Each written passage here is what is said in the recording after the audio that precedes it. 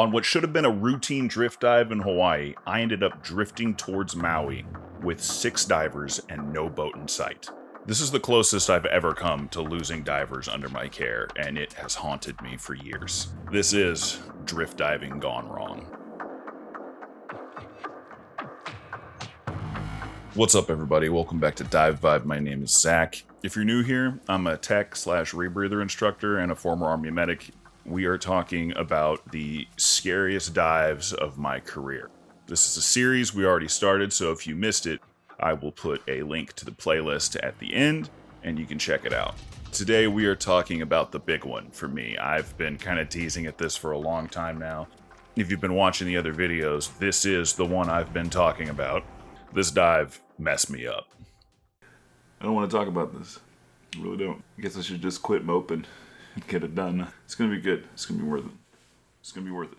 This happened while I was working as a dive guide in Hawaii. I'm not going to get into specifics or names. It really doesn't matter because the procedures on trial here weren't exclusive to the dive shop I worked at. Pretty much everybody in Hawaii, or at least the Big Island, does it like this. This was an advanced charter, so divers on the boat had more certifications than just open water and more experience. After polling the boat to see what everybody wanted to do that day, we decided on a drift dive up north. So we motored up to the site and we positioned ourselves at the northern end of the site because we wanted to drift south through it. Before we entered the water, I discussed with the captain that if we decided to change plans on which direction we were going, I would come back up to the surface, get his attention, and let him know. And that's exactly what happened. Once we got down to the bottom, I realized that the current was pushing north, strong, so we were going to have to abandon our dive plan and go north, either that or get back on the boat, reposition. But the dive site going north was cool too, so I was like, we'll just drift north. So I came up to the surface, I got the captain's attention. He was definitely looking at me. I told him, hey, we're gonna drift north. He said, okay. He got the message. I went back down and commenced the dive. We started heading north, and the current was pretty ripping. We don't normally get very strong currents in Kona, but today the current was really moving. We were covering a lot of ground. Something about the dive just kind of felt off, but overall it was a pretty cool dive. We actually saw some neat stuff. I don't remember what it was. I have other more powerful memories from this day. The standard procedure for drift dives in Hawaii is that the captain on the boat follows the diver's bubbles. Then at the end of the dive, the guide will send up a DSMB and all the divers can ascend along that line and then surface near the DSMB to reduce the risk of having boats running you over. And then the captain comes and picks everybody up. At least that's how it's supposed to work and how it has worked many, many, many times. And that's the type of thing that breeds complacency, unfortunately. Mid-dive, I actually saw the boat go over us. I know exactly what that boat looks like from underwater. But apparently, at some point, the captain must have lost us. I don't really know what happened. Maybe he got distracted, maybe something else.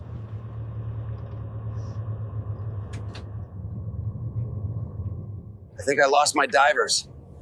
We didn't really talk much after that. What I do know is that he thought, even though I confirmed with him that we were going north, he thought we'd gone south. When he couldn't find our bubbles, he assumed that he mixed something up or something like that, but he went south.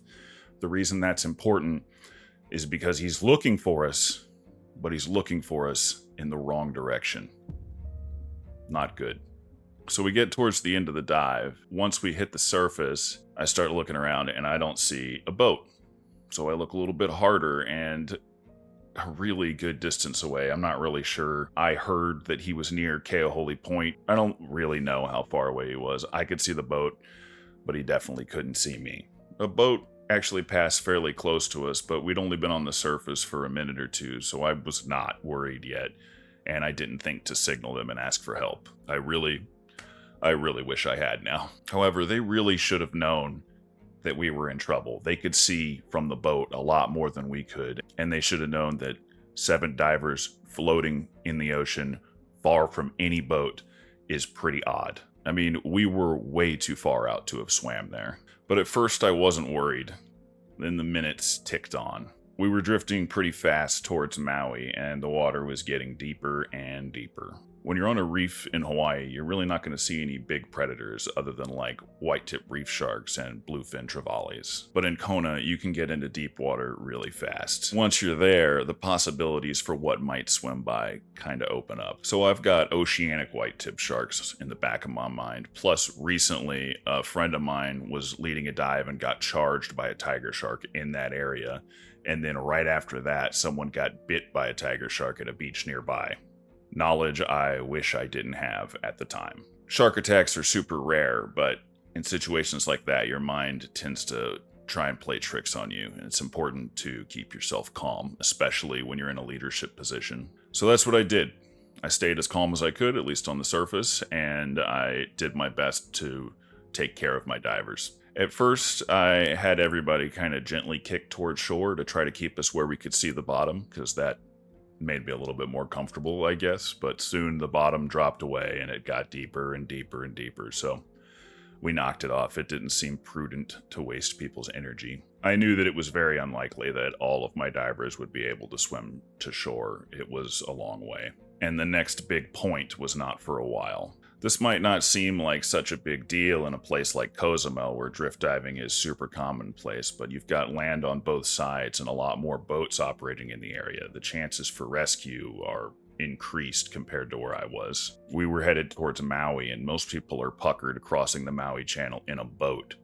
I was not looking forward to the possibility of doing it in a BCD. So at this point, everybody's got their DSMBs inflated. We probably had 4 in our dive group. One was particularly large, which I'm grateful for, but we'll get back to that in a minute. At this point, we've been on the surface for about 30 minutes, and everyone is starting to get nervous. Luckily, one of my divers had a Nautilus Lifeline, the old model, which is a locating beacon that can broadcast a signal over the radio and tell people that you need rescue. Is a very, very useful item for drift diving, and I was glad they had it. So after 30 minutes in the water with no sign of help coming and everybody getting sunburned and tired, I decided it was a good idea to go ahead and activate the Nautilus Lifeline. So at this point, we're waiting. We're not really sure what's going to happen. I've never used one of these before. It was on and working, but obviously it takes some time to get rescued. Some more time goes by. At this point, I think we'd been in the water close to an hour, when all of a sudden I see a boat leaving a popular beach. And I actually didn't know this at the time, now I do, that the captain driving that boat liked to go to that beach around lunchtime so that everybody on the boat could eat their lunch with a beautiful view. I am really thankful for that. As they motored away from the island, they would have passed us probably about 100 yards to the south. But luckily, one of my divers had a gigantic SMB. Actually, it was the same diver that had the Nautilus Lifeline. Smart stuff. Even with that huge DSMB, I wasn't sure if we were ever getting rescued. But then something happened. As the boat was about to pass us, it started to turn towards us. They had seen my diver's giant DSMB, and a wave of relief washed over me. It was a really incredible feeling. So the big snorkel boat shows up and we get all the jokes about need a lift and all that, but I am forever grateful to that crew. I bought those guys beer. Every time I see them around town, it's high fives and hugs. I love those guys. In fact, I'll give them a little advertising. It was a boat called Bite Me. They do snorkeling and fishing charters out in Kona, Hawaii. Ironically, right as we're getting picked up, the Coast Guard also shows up at the same time, the helicopter at least. It shows up, does a couple passes. Helicopter radios down to the boat. The captain confirms, yes, I've responded to the distress signal and everything's fine now. He then radios our boat and our boat comes over to pick us up. At that point, we were out of danger, but this was far from over for me personally. I kept replaying one thought in my head, that we got lucky with the DSMB. The timing had to be perfect for that to work out. The majority of charter boats wouldn't have been out there later because they'd be gearing up for the manta dive. Dude, I fucking love mantis. Just about every snorkel or dive boat is doing that most nights. And we were north of the manta dive site.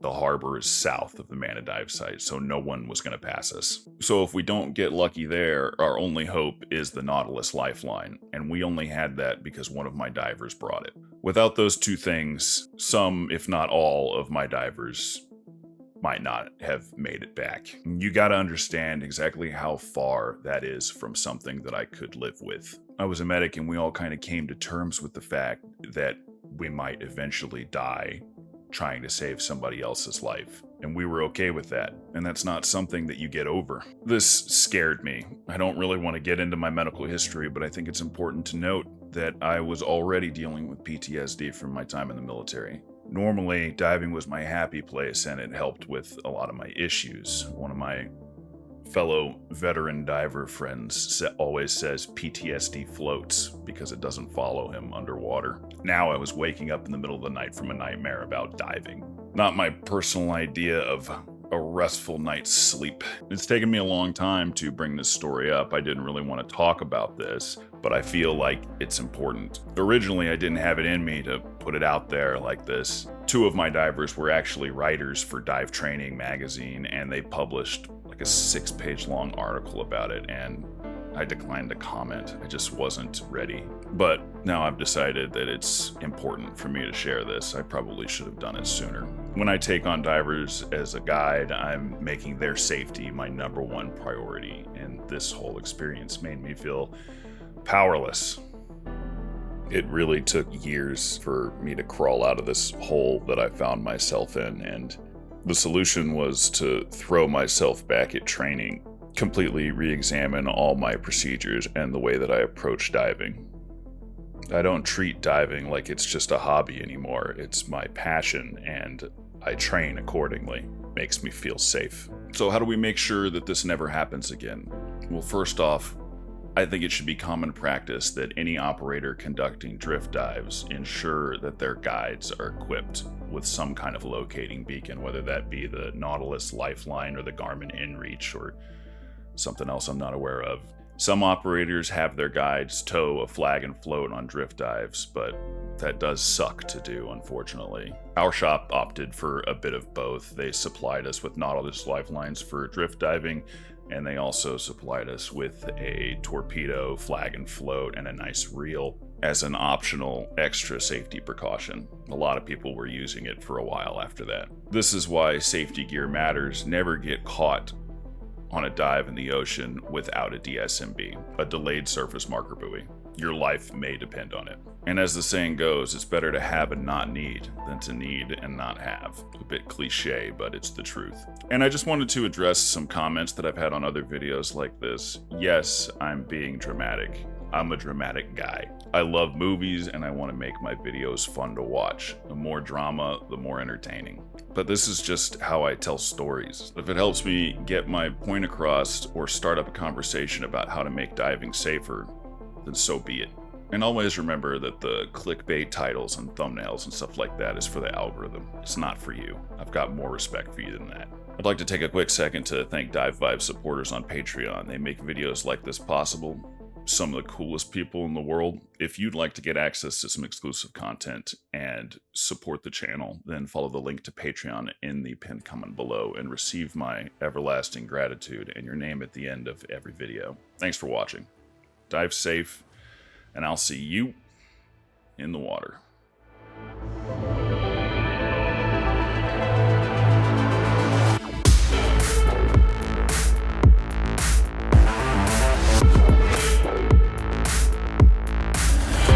I know I don't normally talk during this part, but today I'm going to. While I was editing, it occurred to me that I never would have even made this video if it wasn't for the massive amount of supportive comments on the previous videos. So thanks for that. You guys are awesome.